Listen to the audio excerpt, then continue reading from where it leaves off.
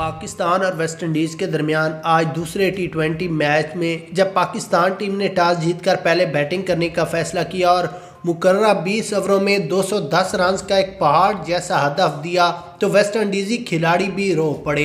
सिर्फ रोए नहीं बल्कि उन्होंने बेईमानियां करना शुरू कर दी हैं, जिसके बाद अंपायरों ने भी इस मैच में फिक्सिंग का सबूत दे दिया है। जिसके बाद शहीनशाह अफरीदी और अंपायरों के दरमियान खतरनाक गालम गलोच और लड़ाई शुरू हो गई। लड़ाई इस हद तक जा पहुंची कि शहीनशाह अफरीदी ने अंपायर पर हाथ भी उठा दिया, जिसके बाद शहीनशाह अफरीदी को उस मैच में खेलने पर भी पाबंदी हो गई कि ये एक मैच नहीं खेल सकता।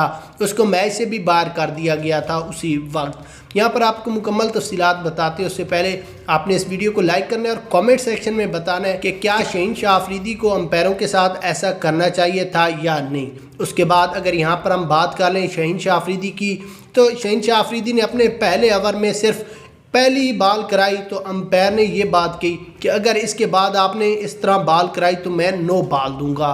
तो शाहीन ने कहा कि अगर नो बॉल है तो आप दे दें, मुझसे क्यों पूछ रहे हैं। तो इस तरह बातें करते हुए अंपायर ने दूसरी बॉल जब कराई तो वो नो बॉल नहीं थी, लेकिन अंपायरों ने नो बॉल दे दी, जिसकी वजह से शहीनशाह अफरीदी ने रिव्यू मंगाया कि मैं थर्ड अंपायर पर फैसला देता हूं।